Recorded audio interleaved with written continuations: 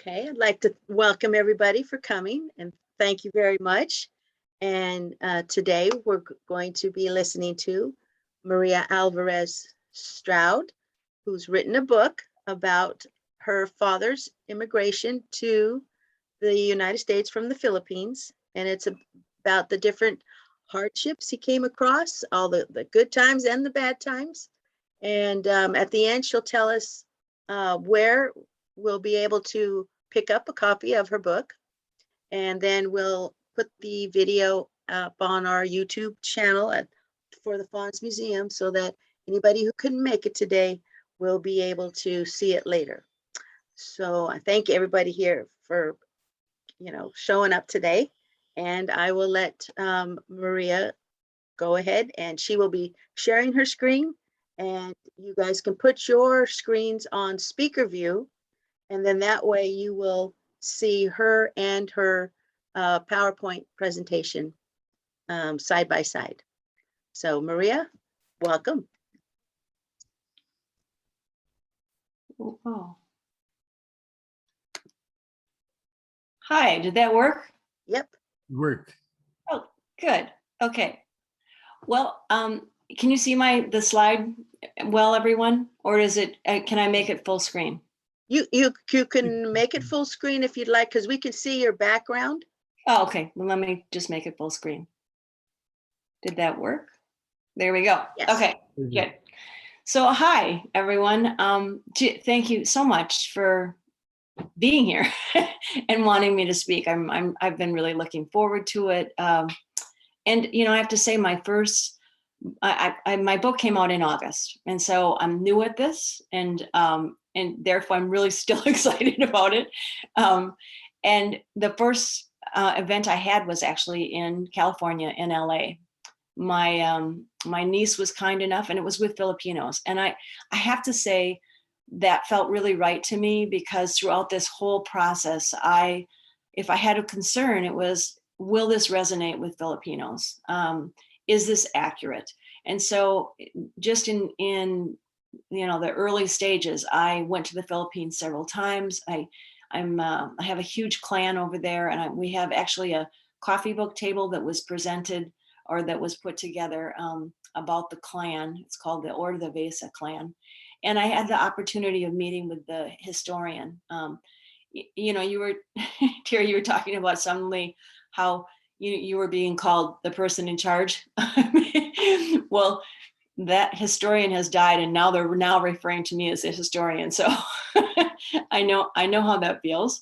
But I also had the Tagalog checked out. I wanted to make sure that it was again with a relative of mine in the Philippines. Is it the most widely used? Is it appropriate for where my father grew up, etc.?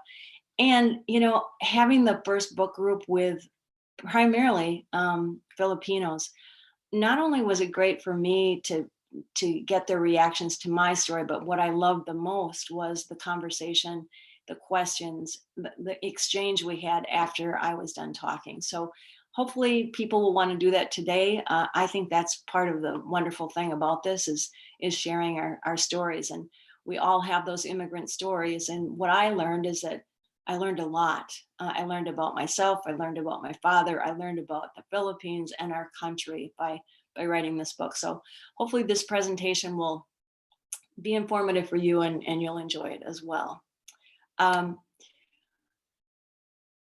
This is the slide I start with, because as I was doing the research for Brave Crossing, it's a historical novel. I'm kind of a nut about historical novels. I'm just an avid reader. I've been reading historical novels for forever and ever. And the thing I love about historical novels is that it gives you such a wonderful view into the past. It's like you're walking with the people that you're reading about. You can really get a sense of what life was like, especially when it's not just the rich and famous that the book is about, but it's about people like you and me that are living normal lives, just really trying to add value. And that's something that I'm really torn towards. And I think the thing that I also got reminded as I did more and more research on my father's story was how the past can really be an incredible mirror to our present. So as I talk, I'm hoping you will also have that sort of sense as I start talking about the story about my father. And it's to me, it's a story that I think will hopefully resonate with all of you. So meet Ricardo Luanzo Alvarez, my father, who I dearly loved, but I really didn't know. And and that was for several reasons. He was 58 when I was born, and my mother was 44. Um, they had a 22-year-old. They had 6 other children when they had me and my twin brother. Um, he died when I was 22, so I had 22 years to get to know him. And actually, he died on the day I graduated from college. So, and he had over 20 grandchildren. So I really never had the opportunity to really get to know him that well. Plus, he was a really quiet man. He didn't ever talk about his journey.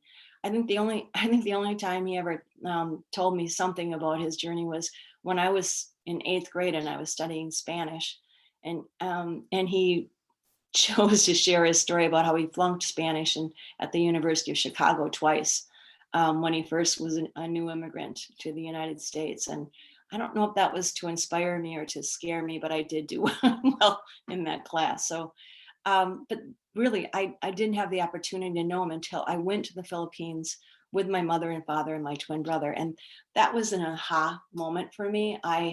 It's like I saw my father, my real father, for the first time. And there he was, speaking Tagalog, speaking Spanish, being so happy and gregarious, and looking so at home, that I think that was when the seed of me someday wanting to really understand what that journey was all about, and what it was like to live back in the early 1900s. As he was born in 1895, so we're talking about 100 and some years ago. He did immigrate when he was 20 years old, just turning 20 years old, and that was in 1916. And I think he did so, and I'll tell you much more, but I think he did so with one hope in mind, and that was to really find a place where he felt he could belong. So he grew up, and I know, the Philippines. Sometimes when I show this map, people go, "Wow, I had no idea there were so many islands," but I know you all do. He grew up in Santa Cruz, Laguna. As you can see, I think most of you know, it's in today's travel time, it's about 2 to 3 hours, depending on traffic, to get to Santa Cruz. Back in his day, I'm sure it was much longer, and yet there was much travel that went on between Manila and Santa Cruz, as Santa Cruz was a very important city in that period of time. He grew up right in close to the downtown, the square of Santa Cruz. He was, lived with his mother and his father and his siblings, and he lived a block away from his Lola, his grandmother, that he was very, very close to. In fact, she lived right across from this cathedral, this Catholic church that you see on this picture. In fact, she cared for that church so much, she helped rebuild it. She donated many, many dollars to the restoration of that church throughout the years, and was really seen as almost a saint because of her commitment to the church. He had a good life. I mean, and I'm going to say that this is not they weren't poor. They were well off. They were, again, attached to this illustrious clan with many, many relatives. But as we all know, again, he was born in 1895. That changed in 1896. Now I know there's differences of opinions of, did the war really start in 96 or was it 97? Change happened in 1896, and it's interesting. Most people think that the first battle of the Spanish-American War was in Cuba. I beg to differ, and have learned that the first battle of the Spanish-American War was the Battle of Manila, in Manila Bay.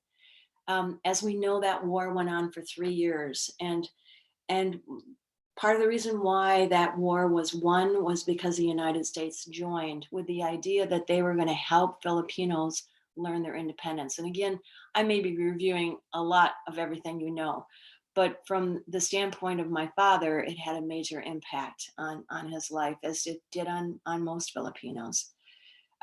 When that battle ended, there was a change of heart by the United States, who said, "No, I don't think you're ready for independence. I don't think you're ready to rule yourselves." That was after the treaty was signed and the United States paid $20,000 for the territory. So again, no surprise, we all know what happened next was the Filipino-American War. And that went on for another close to 3 years, really a different kind of war. Had a different kind of impact on Filipinos, as we all know.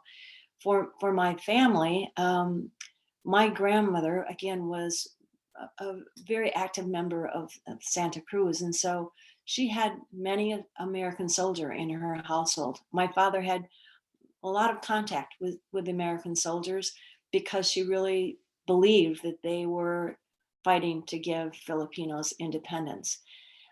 Even then, there was a fear as that war was ending that things were changing, and our whole family went and hid in the hills. Again, not an uncommon thing. You probably have relatives that did the exact same thing.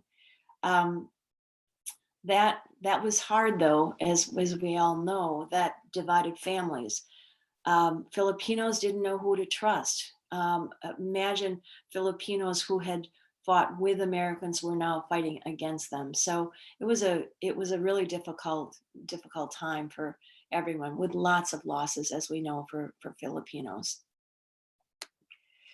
No surprise that 13 years later, my father chose to get on a ship and go to the United States. Now I say no surprise, and part of it is, I mentioned, that his father, or maybe I didn't mention that his father was from Spain. He was a Spaniard, first generation Spaniard, married into this Filipino clan.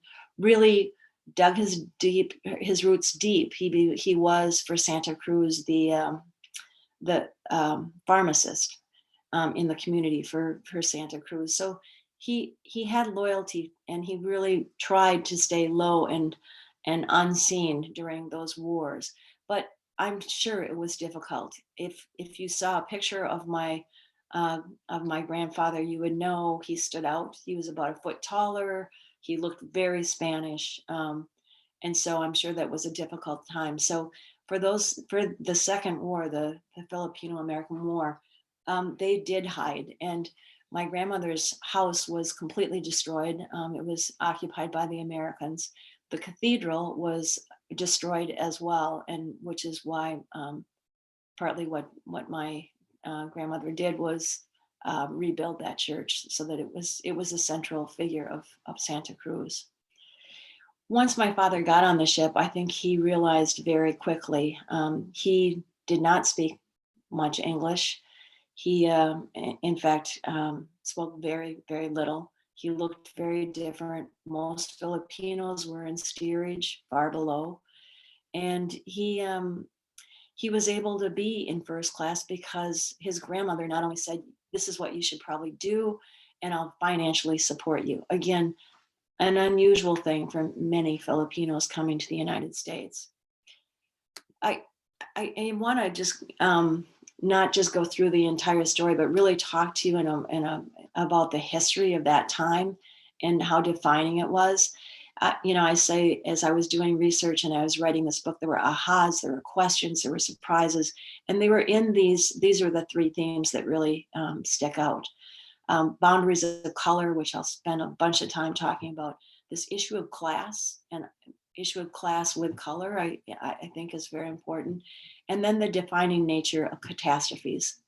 So let's start out with class. This is what Chicago looked like in 1916. Not to say that Manila or Santa Cruz wasn't chaotic, but there probably was a difference here just by the number of automobiles and the crowd, how crowded it was.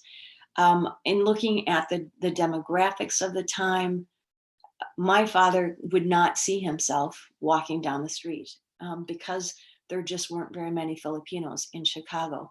I should say too, he had such a difficult time on the ship because there were Americans that believed he did not belong in first class, that he was ready to turn around and get on the ship and go back home. A fellow Filipino talked him into coming to Chicago and said he would really help him settle. And I think that was a key as to why he even ended up in Chicago, and not like many other Filipinos stayed in California.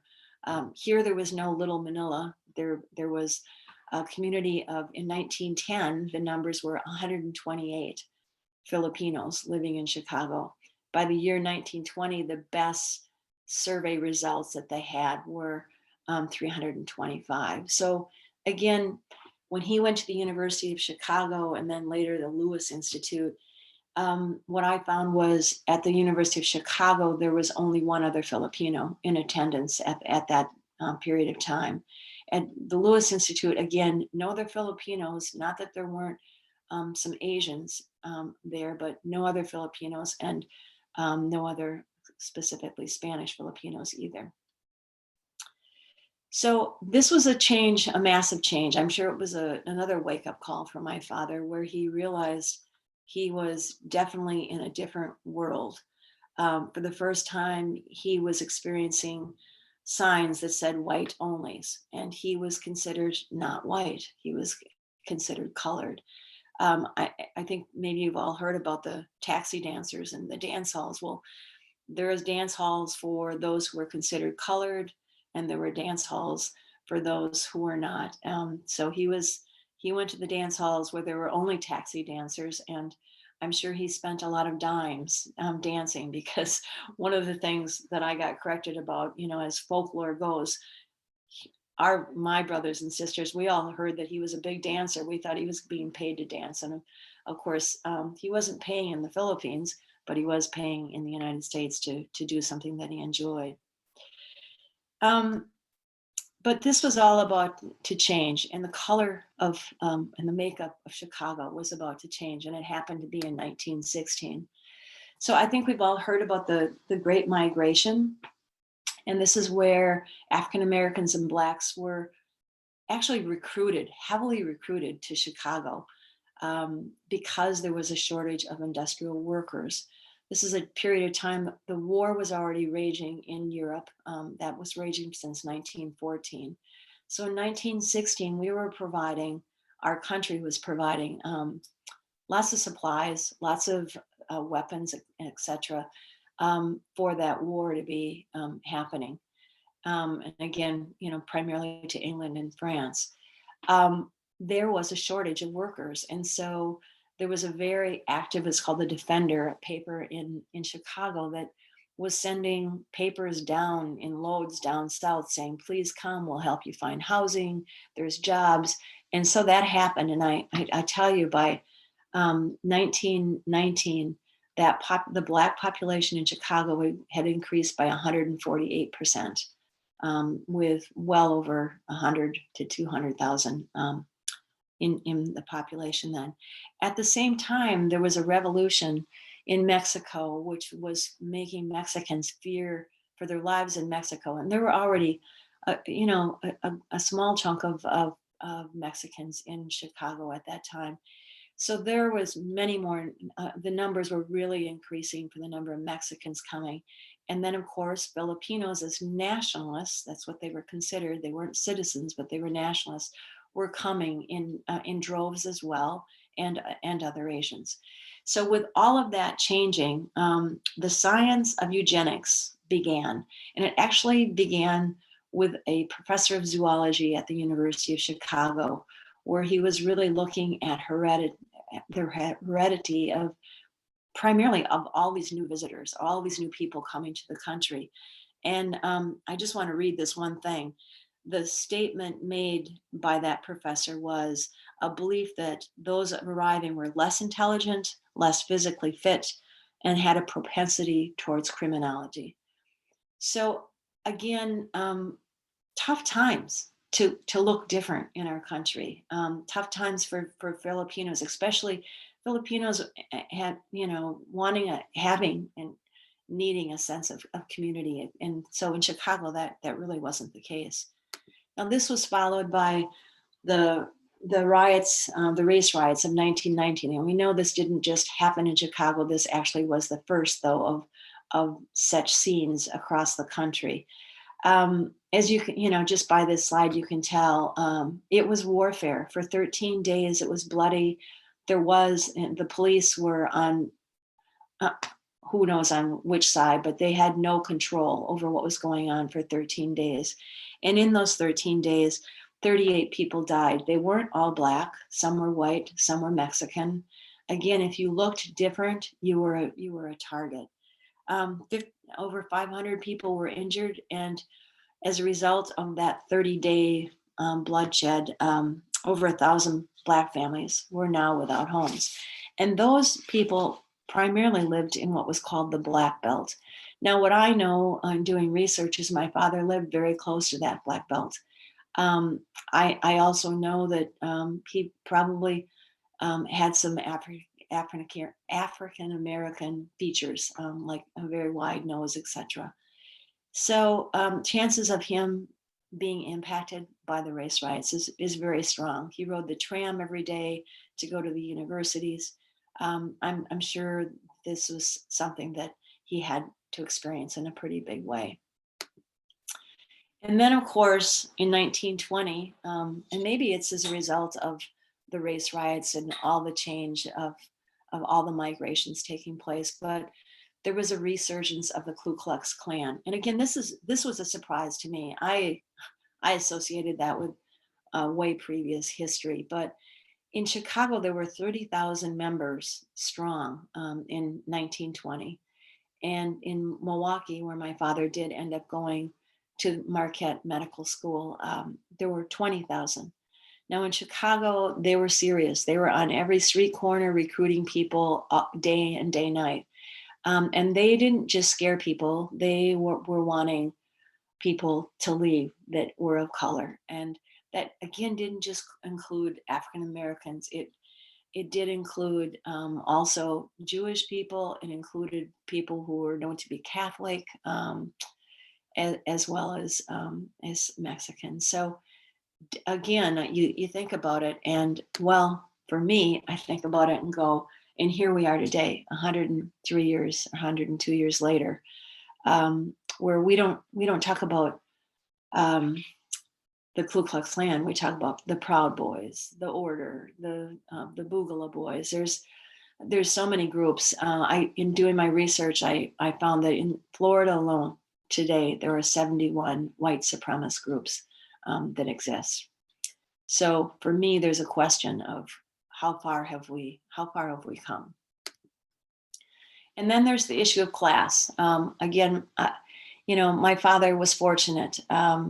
He was able to move up in class against all odds in a lot of ways. Again, first not speaking any English, and then somehow managing to graduate from medical school.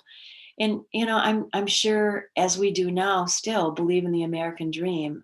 He was able to live that American dream in part because he had the financial means, and not that he didn't pay in other ways, through discrimination and rejection and whatnot. But he did have that, and I have to wonder, it's another question, if he wouldn't have been able to pay for his education, if he wasn't able to live in better places than many people had to live in because they didn't have the financial means, would he have been able to be successful? So it's a question that I still have and will remain having. And then there's the defining nature of catastrophes. No surprise, here we are in our own pandemic, and this is what it looked like in 1916. As you can see, it's not as advanced as it is today. And it was called the Spanish flu only because the Spanish were not in World War I, and they were reporting the numbers while other people were not. What happened was soldiers were coming back from World War I, and they came back with the flu, and that is really how it spread so quickly.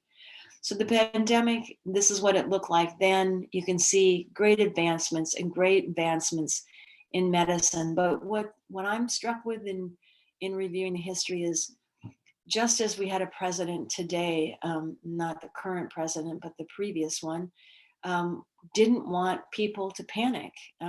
President Wilson did the same. He wanted them, in fact, to focus on, hey, we just won a World War I, where they played a really key role in winning that war. And so there wasn't guidance. There wasn't a lot of information out there about what kind of disease was really going on, and consequently, people were dying even more. And you probably followed this. Just I think a week and a half ago, we passed the number of people dying from the pandemic in the United States. It was 500 or 675,000, and I think we're now approaching close to 700,000. So let me end with just a little more levity here. Prohibition also happened in this time, and my father was in Milwaukee attending Marquette Medical School, and what I know is he was the only colored person in his class, and actually there was no record of any Filipinos being in Milwaukee at that time. A brave man is what I keep thinking, but I don't know if he drank beer so much as he probably did in Milwaukee, because what I know is that he had to have his beer, one beer every night, and he had to have it, the San Miguel, if he could get it shipped to him. So it's something that was a tradition that I think started during the Prohibition. So my father's story, though, is, it's a positive story. It's a successful story. This is the town he landed in. It's Galesville. There's a picture of Galesville today. When he arrived in Galesville, and again, Galesville, so you can imagine, town of 800. Now it's a town of 1,200, so it's very small. Were there other folks living there that looked different? Yes, actually, there were migrant workers from Mexico, and there were also Native Americans that were living in sorrowful poverty that my father took care of as well. He loved this place, though, and if you look it up, you would find that Galesville, Wisconsin, is also called the Garden of Eden, and I think for my father, it probably really was. He was able to find a place of happiness and realize that he needed to create that place of in between. He knew he wasn't going to be accepted by everyone, but he knew through kindness that more and more he would. And, being the doctor, that was what he needed to do. He didn't become a rich man. He did a lot of free service. His charges until he died were $10 for a house call, $5 for an office call, and he drove like up to 20 hours to do those calls. So anyway, I leave you with this one last thought, and I'm hopefully it's on your minds as well, that here we are in the United States, and there's over 4.1 Filipino Americans. Yes, these are the largest communities they're in, and yet the story of Filipino Americans is just not out there. As an author, or hoping to be author, I was asked by agents to give comparables. What are the comparable books, of the last 5 years? I couldn't find them. And particularly about the story of the Midwest, about Filipinos, not just staying in California, which is also, there are a couple of books that are great about the California experience, but there are so many more stories that need to be told. And I have to share this one headline, and I don't know if you can see it. I'll hold it up. You might not be able to. I don't think you can. What it says is, it's a recent article from our local newspaper, and it says, celebrating Filipino American History Month with Maria Alvarez Stroud and her novel Brave Crossings. And the headline is A Filipino View of American History. And I think we need a lot more Filipino views of our history. So thanks so much for listening, and I really do hope you want to have some conversation. Okay, thank you very much. Did you want to say briefly where we can find your book? Oh, And then yeah. we can have a discussion? Yeah, I'm so sorry. I just get caught, as I was telling Terry, I get caught up in just the story and making sure that we share each other's stories. So yes, it's available on Amazon.com. It's available at you could go to any bookstore, and if they don't have it, they can order it and you would have it pretty darn quickly. You can also get it from the publisher, which is Little Creek Press. And I will give you that information, Terry, so that you can include that.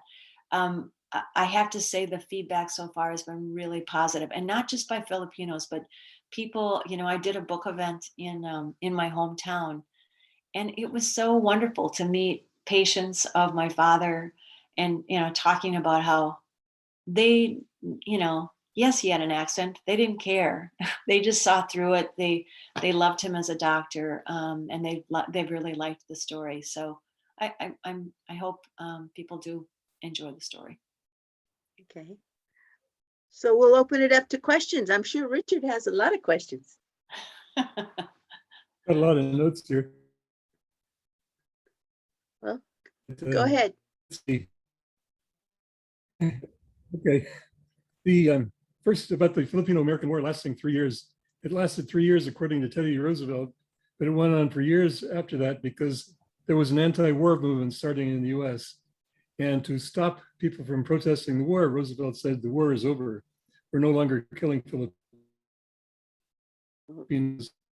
It's a total one for a long, long time after that. Yeah. But, Manila, I thought the Battle of Manila was May 1st, 1898. And you said something about 1896. In 1896 is when Teddy Roosevelt was telling his sister and other people that he wanted to invade the Philippines. This was before the Spanish-American War. Huh. But yes, where did 1896 come from? Just wondering. Can you hear me? I may have the year 1896 is when the Spanish-American War did start, and I guess I've seen so many different dates for this, which is why I said I beg to differ, but maybe I need to look at the dates of the Cuban experience as well. But I'll check it out for sure. All right, and let's see.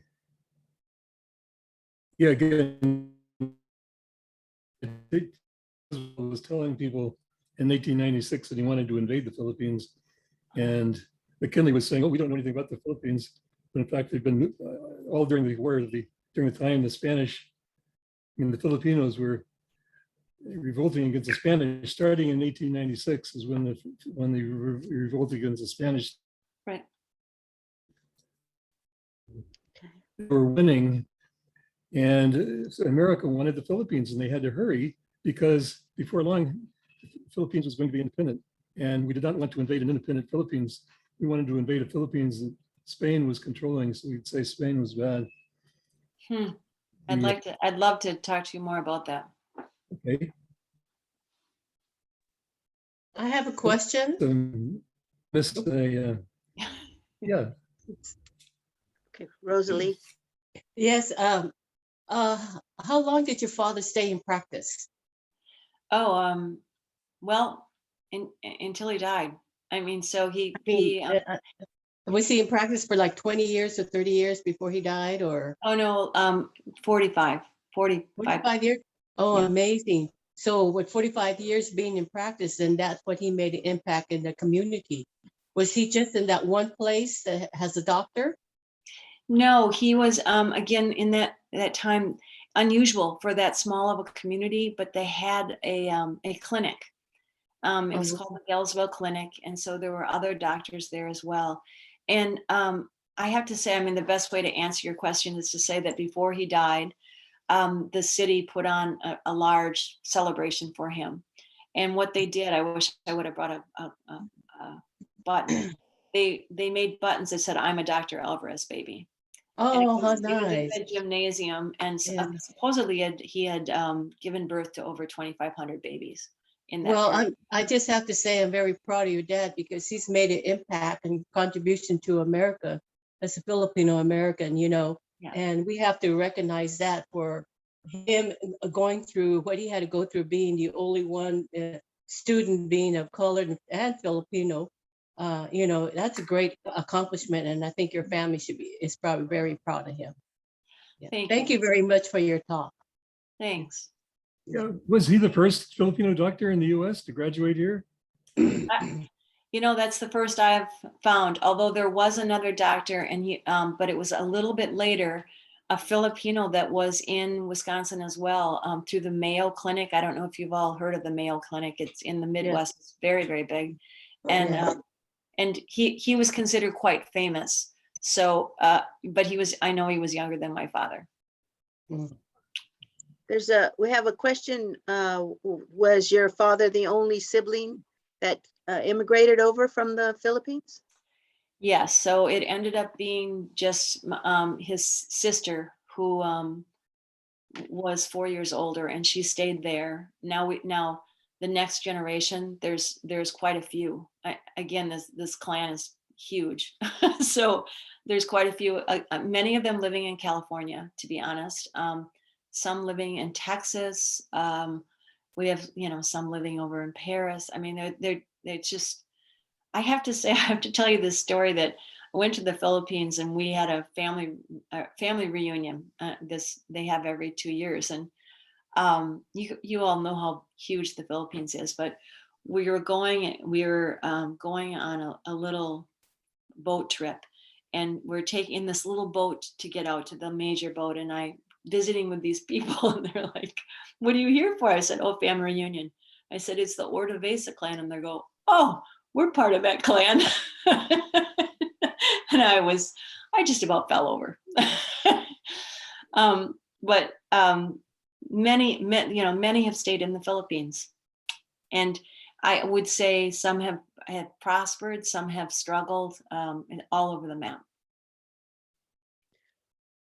So you said your grandfather came from Spain to the Mhm. Philippines.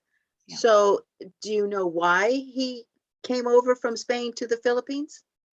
No, and it's really hard. I mean, if you knew, the name Alvarez in Spain is like the name Smith Mhm. Right. in the United States. And I know the area that he's from. It's on my list of, I really want to know that. I don't know anything about my grandfather or his father or anything. So it's something I really want to explore. What part of Spain is he from? Your grandfather. Really from the French-Spanish border. Okay. So I mean, I had thought it was closer to Barcelona, but it's really on the other side of the country. Yeah. Not a well-traveled, not real it's a Basque area.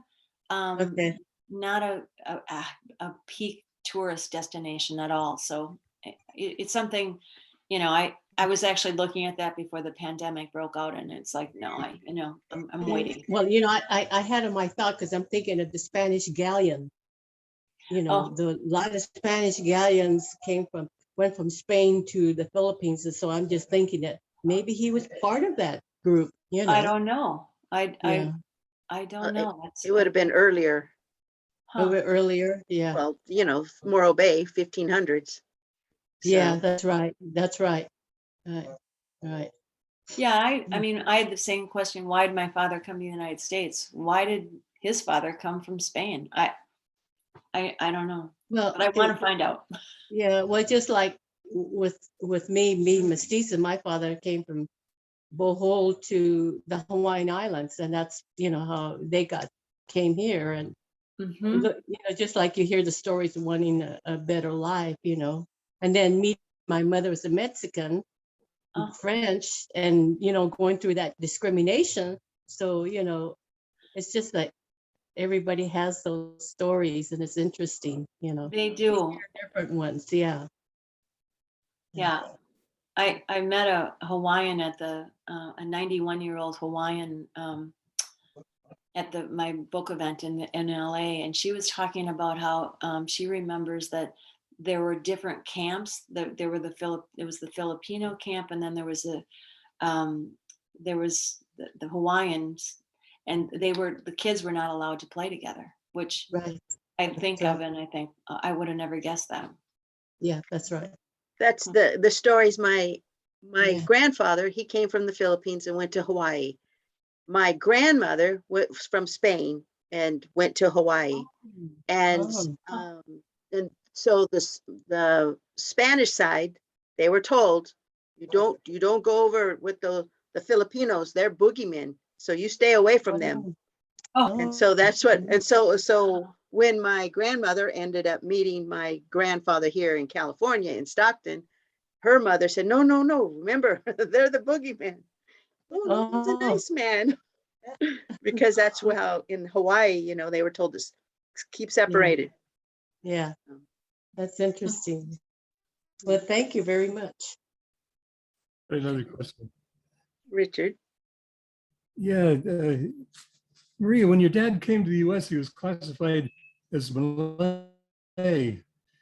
And that surprised me. I haven't seen that classification, except it was very important in the 1930s when. I didn't catch what you said. It went out for a second.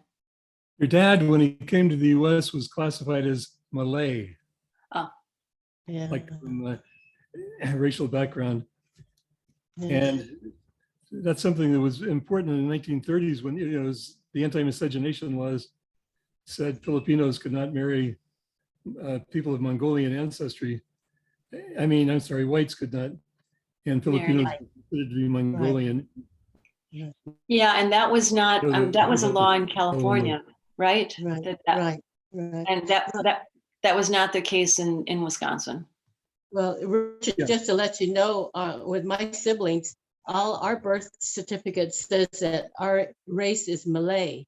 It does. It doesn't say Filipino American. It doesn't say, but it says Malay. So we had to look it up in dictionary to find out what that meant. Yeah, we are really. Yeah. Yeah. Well, That's interesting. we were never able to retrieve, or have never been, even the historian in for our family clan has not found the birth certificate of my father. So I don't know what, because he was a mestizo as well. So, but in those times, again, the records weren't great. Yeah. Hmm. Did you check with a local church? Oh yeah. I went to the diocese. I mean, when I set my mind to something, I explore every possibility that I can. And I just got a lot of apologies. I guess there was a fire like Angel Island. A lot of the records were destroyed in Angel Island, and the church's records were destroyed. So There's a couple of more questions in the chat. One person wanted to know, was your grandfather's profession as a pharmacist, did it influence your grandmother? Or no, your grandfather was the pharmacist, right? yeah. And so did that influence your father's choice to become a doctor? I think so. I mean, again, I did a lot of research about what pharmacists were like in the Philippines, and what the state of pharmacy in the country versus what the state was in our country. And what I gathered was they kind of play the role of a doctor at that time. Doctors were far and few between in Santa Cruz anyway. So I think he was influenced by that. And he also, where he lived, he lived in Chicago, he lived by the Black Belt, but he also lived very close to a hospital. Okay. And then another question, was it your father's choice to choose Galesville to work versus Milwaukee? Or, what was the... Yeah, that's an interesting story. So he was actually doing his residency here in Madison, Wisconsin, where I am, at St. Mary's Hospital. And a friend of his, a fellow medical student, came to him one night when he was just about done with his residency, begging him to go to Galesville because he had fallen in love where he was doing his residency and got offered a position. And I mean, begged him, and apparently until midnight at night, till where my father finally came in, said, okay, I'll do it for 6 months, but that's it. So he went for 6 months. He liked it. He was surprised that he liked it, I believe. Left, and then the physician that he had been helping died. And so he was actively recruited to come back. And that's when he knew that he was, he could be accepted there. He did take a break though, and went to Austria to become a better surgeon. Surgery was something he really liked. So having just been in my hometown, it is now a little store where his clinic was. And I'm meeting these women that were giving birth there in his clinic. I'm like, oh my gosh. And people have said, yeah, he removed my finger. I just stories about he was doing all kinds of surgery in his clinic office, and having women stay like for a week after they gave birth. So just a different time. Yeah. Any other questions? I like the background because see, like my family again from Spain, and how that is similar. And you mentioned you're a twin. I'm a twin. Oh, you are. I got a twin Oh, sister. That's So great. so it's interesting how just similarities. Yeah. So Richard? Yeah, no, I like the way you put yourself in the place of all these characters. I started wondering if I were to tell a story about my father through his eyes, what would it be like? Very different from the story I just tell as I'm watching. I really like that approach. Well, it was hard to, I wanted it to be rosy and bright. So for me to realize that it wasn't, it took some me, bracing myself to go, you know what, this is the way the story happened. Mhm. I like that you're telling things. We always hear stuff how life was during World War II because that's the bridge generation talking about it. But I liked how you talked about what was happening during World War I, because I was thinking again, my grandfather came over here. He left in 1913 and ended up in California in 1916. He registered for the draft and all that. And I was just, I never questioned, well, what was his life during World War I Mhm. and stuff. I know he worked on a troop ship to go to Vladivostok and pick up some prisoner of war, whatever, and they brought him back. I think they were Germans or something, or I don't know. But trying to find stuff that would have affected their lives during World War I so that you can try and figure out how their life was like. It's kind of hard to find that stuff. Mhm. So, I didn't even think of things like looking up riots and things like that. So it's interesting how you've pieced it together, how his life would have been like during the Spanish American War, during the Filipino American War, during World War I, and all of that. So it helps us, picture, especially me, picture how my grandfather's life would have been like then. So, and then they do tell stories during, I heard stories where they did hide in the hills during the Filipino American War. Spanish American War too could have been both, I don't know. But I know that my great uncles talked about when they were kids and hiding in the hills, and their mother trying to, bring some food with them, and they got a basket and they put those mungo beans or whatever, but by the time they got up to the hills, the beans had all gone through the basket, Oh, because they were Yeah. just, quickly trying to do stuff, get stuff together and go. They went to some caves and they said that they hardly had any food left because it had, spilled out down the trail to get there. So it it's interesting what your story is. Yeah, I don't know if any of you have read the book written by a Filipino, when elephants dance, when the elephants dance. Is that familiar to anyone? No. I'll send, when I send the other info, I'll send it. I think it's an amazing book. It is about World War II and when the Japanese invaded the Philippines, and it's so well written. I mean, again, you just can imagine what it was like. Mhm. Yeah, one of the people on our watching you today, Jeannie Baraga, she also is an author and has written a book. And so she mentioned that she's read that book. And also Elena Mangajas. Nice. Elena Mangajas has read a lot of books. She's got an extensive, her and Richard have an extensive library. But yeah, if it's sending that information, that'd be interesting. There's some more questions in the chat. One is, since there were few Filipinos in Galesville, in what ways did your family cultivate the Filipino culture? How'd you keep it alive? Or I think my mother was always wanting to send items over to the Philippines, and we regularly received packages from the Philippines. We weren't a wealthy family in the least, so going over there often was not feasible. But my father and mother would go probably every 5 years, if possible.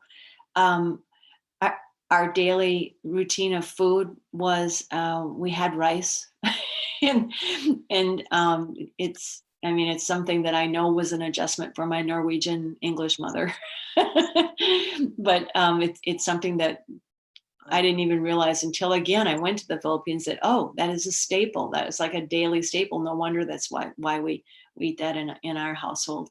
It's funny though. When I would meet people, I was much darker when I was younger. I had dark black hair, and I was mistaken for being either Native American or Mexican or Spanish or Cuban, lots of different things. But I would say, oh no, I'm Spanish Filipino, and they don't. Again, the Filipino thing, just people were always like, they just know so little about the Philippines, especially what I found in rural Wisconsin. So,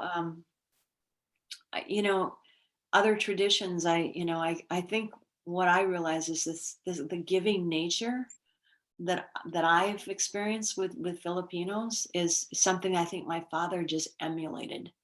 And I think that's, he could have been a more wealthy man, but he wanted everyone to have the medical care that they needed. And so that was just, I think that was one way of keeping what he took from his culture, and brought to bear to his kids. Cause I'm very much the same way in that regard. okay. Another question says, as you sprinkled your dad's time with what's in the world in his area, will your book cover the same in and around the Midwest, Wisconsin, the nation's center, but not just Chicago? It is, I would say, focused primarily around the Midwest. It is, because I was, the format was having the reader experience it through his eyes. And so that's where he grew up, or I would say, became a man, was in the Midwest. So all of this, him having to deal with his ancestry though, and about the wars that took place, and I'm not sharing some of the things that happened personally to him and his family. I think it all comes back to the history of the Philippines. So it's definitely blended in. Okay. There's some other comments about, well, of course, hoping that there's more stories that do come out from the Midwest and East Coast, because like you said, there's hardly any stories being about that, because everybody focuses on the California experience or the Seattle experience. Mhm. So hopefully there will be more. Another person talks about how I'm guessing in the Philippines that one of our members, when she was, I don't know, Elena was Virgin Navarro, was she a little girl, or is she just talking about, anyway, about families making underwear for girls out of the torn parachutes that they found on the ground? Wow. Mhm. Elena, do you? Yes, those are the stories that I have collected for the generation of your dad, actually, what was happening during World War II, Maria. So you as a novelist, I just said you will love it here in Stockton, because you have a continuation of the life that that was in the Philippines while your father was trying to make it here in the United States. Kind of like the gap, Yeah. the That's gap great. years. Huh. Thank you. Anyway, now this is in the context of the When Elephants Dance, because it's interesting when the author wrote that book, and she's fairly young. And I said, oh my gosh, did she talk to all the people in Stockton? Those who have immigrated at a much later time? Because that's all they talked about is World War II. Well, it was so horrendous. I can imagine why they'd talk about it. Right, right. Anyway, on the side, thank you. No, thank you. Okay. What else? Yeah. Okay, Richard. Okay. So the way your book is put together, it seems to me it could be easily turned into a screenplay. Have you thought about something like that? No, really. Thank you. Thank you. I mean, my background is in public broadcasting, so I have to admit that I've had those thoughts, because I'm just a very visual person. So wouldn't it be marvelous to have some Filipino story put to the screen? It really would. Well, speaking of that, like Jeannie Barago, she had, written a book, and then they had turned it into a play a few years ago, where they did readings from her book. And so, that's something that could be done Huh. also. Interesting. They had it at the local college here. Jeannie, did you want to say anything about that experience? Maybe some tips for Maria? I don't know if there's so much tips as there is, an appreciation for that there are more stories that are being done. Thank you for doing that, because it's not like it's a lone world, but coming from the Midwest, there's sort of this feeling that it's just the coasts where that gather and attract the bigger groups of Filipinos, and like you said, back when I was a kid, we had Filipino picnics, and there were like 20 people, and that was it for the city. So just being aware of that. So but as far as what the reading happened back in the college, that was a different play. Elena was in a couple of plays that I wrote that were set in the Midwest. One was Eye of the Coconut, and in fact, I think it was done twice, wasn't it, Elena? Something like that. And so the stories leak out a bit in my plays. It's always sort of that atmosphere that I refer to, because it is so unusual or not known. So the theater world is much different. The book that you're writing, I think, is as important and even more of a way to get other people to write their stories. I think. I hope that's going to elicit more interest in what happened in the Midwest. I keep bringing that up because it's a lone world, and we pulled ourselves up by our bootstraps, and your father and your family did too. And it was under really much different atmosphere. It was very, very, very, very white there. I was the only kid in the early 50s that was Filipino in my class. That was the 50s. Pretty much through the early 60s, maybe it went up to, oh, there's 5 kids in a class that would be Filipino.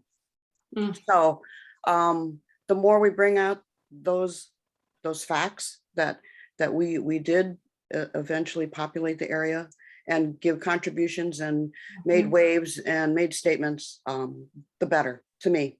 So thank you. Thank you for saying all of that. I had very similar experience growing up, where, you know, I'll put it as we were the Black family of. Oh yeah. Oh yeah. I mean, we were the N family, so that kind of tells you where that was too. So it was very different, very different. Okay, thank you. Richard, you have more? Yeah, I do, but I can't think of it right now, though. Well, you know, we're hoping that, you know, someday we can do this all in person again. And you know, you Maria, you talk about how you're, you like writing historical biographies. And so maybe this is something, some kind of a class or something that you could, you know, a workshop or something. You know, also you should think of doing something like that at one of the FANHS conferences, because there's a lot of people who want to write their stories or their parents' stories or their grandparents' stories, but they just don't know, you know, how to start, how to do it. And, you know, a FANHS conference would be a good place to do like a workshop or something, or research. Even they always do something usually about genealogy research. And and one thing I know is the research in Spain is really difficult, because we had to do that. I mean, of course, we did that in '96 for my grandmother's side, and we could only go do it in Salt Lake City. Usually you can go any of the local family history centers and you can look up things there. And at the time they said that Spain did not give permission for the Mormons to use those records anywhere except only in Salt Lake. So they weren't letting them go out to the local family history centers. Philippine records, you could go to the local family history center and order that, at that time, microfilm, microfiche. But you couldn't do it for Spain. So we went to Salt Lake and spent a week there. And the old Spain records are in Latin. And so fortunately, it's a little tiny bit close to Spanish. And so my mom, she knew how to speak Spanish. So we could kind of get the gist of the church records are all usually in Latin. So, so it was interesting, these different ways of going back and researching all these records. And so this could be something, you know, workshop or something that could be done to help out future people who want to, you know, do all this stuff, research and things. I think that would be exciting. And actually where I started my research was at the same place in Salt Lake. And it was an amazing experience. They get so excited. Yeah. When they find something. It was, you know, I want to call them nuns, but I know they're not nuns, but you know, just that's where I found my father's ship and all the passenger lists and everything. And that was the beginning, right there. Okay. It's great. What's your grandfather's full name? What, excuse me? What was your grandfather's full name? I think that's part of the problem. I don't know. Oh, yeah. Yeah. You know, I mean, they have a very full name, and because I can't find the birth certificate of my father, I don't know that. Oh. Okay, one more thing. Maybe let's test your memory. because you told me a while back that you were going to go to the Seattle conference, remember? So we're going to hold Yeah, you. I know, I did say that, didn't I? I'm writing down the Seattle conference, FANHS conference. I'm Yeah. writing this. It's in August. It's in August In of August, next year? yeah, Huh. of next year. And I don't have the dates on me, but I can send you the information. And there's a website, Please Yeah. do, because I think that would be great. and they'll be accepting proposals for either workshops, presentations, or even if you want to do an authors, because like I said, they have an authors night on Thursday nights, authors reception. And they have only a few people do talking, but the rest of the time, you know, they have tables set up for you can talk about your book, you can sell your book, things like that. So I'll send you that information. They haven't, the early registration is going to start soon, but they're still working things out. And it's going to be at the University of Washington, and where people could stay in the dorms. So it'll be Nice. a lot cheaper than Nice. staying in a hotel. But that's all still being worked on. Anybody else have any other questions? Oh, August 18th through the 20th. Thank you. Oh, Estrella Alomar. She is, like I said, the one in Chicago that had a little Filipino American history museum, and she just joined the talk. And Nice. so that could be someone you might want to get in touch with in case for early Chicago information. Well, and I'll be in Chicago in a couple of weeks for a speaking event. Oh, it's Ruben is okay. All right. So well, but Good I to guess see you, Maria. Ruben Salazar is on. Oh, hi, Yeah, Ruben. so I just joined in late, but since Maria is from Wisconsin and it's only, 4 hours away from Chicago, she's actually joining us for an event Oh, good. a couple of weeks from now, and it's going to be a live event. And I will forward the information as well. We're hoping that we could also do a Zoom so that others can join as well. So good to see you, Maria. Nice to FANHS see you. in Greater Chicago will be hosting it. And I will definitely send you more information about the conference next year in Seattle. Yeah. It's actually going to be in Seattle University, Yeah, not okay. University of Washington. But we're going to announce it soon for registration, and also invite you to submit the call when we put out the call for proposals. And as good. Terry had said, since you have a book, we will also invite you to the author's reception, wherein authors of different books on Filipino American history and Filipino American culture get together to talk about their books and hopefully also sell their books to the attendees. Great. Okay. Thank you, Terry.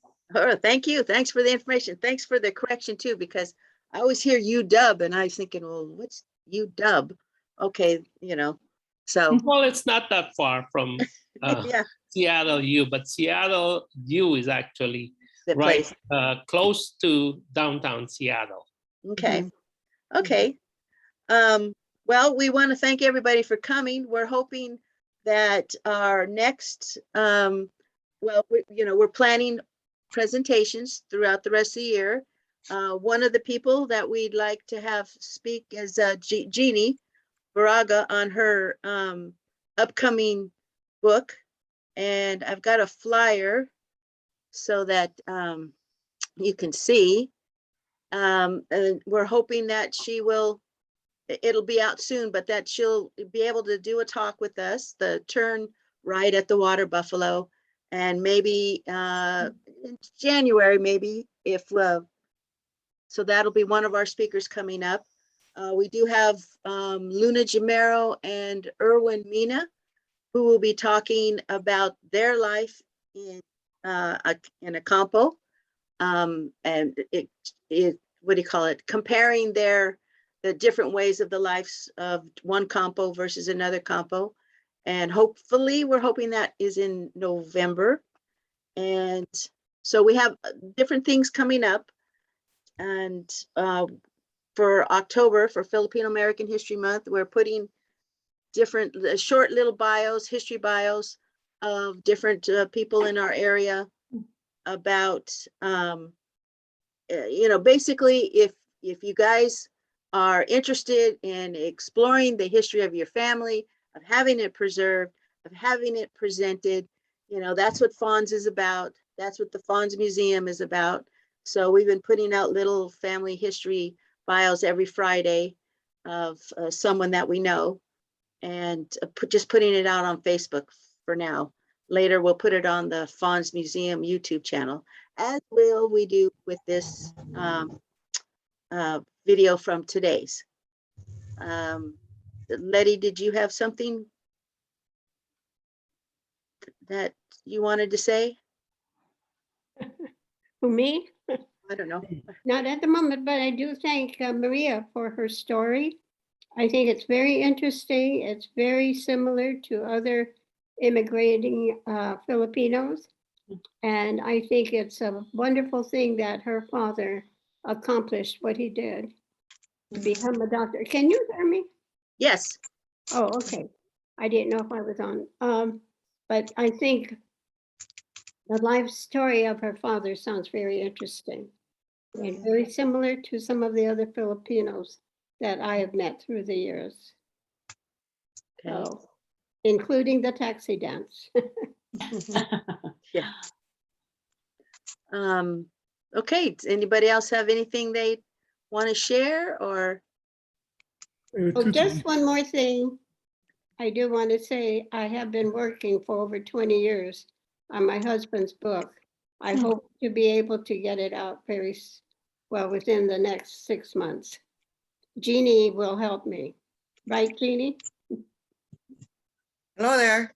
Jeannie is Frank's niece, and she does a wonderful job of playwriting. So hopefully she'll be able to do some playwright on Frank's stories.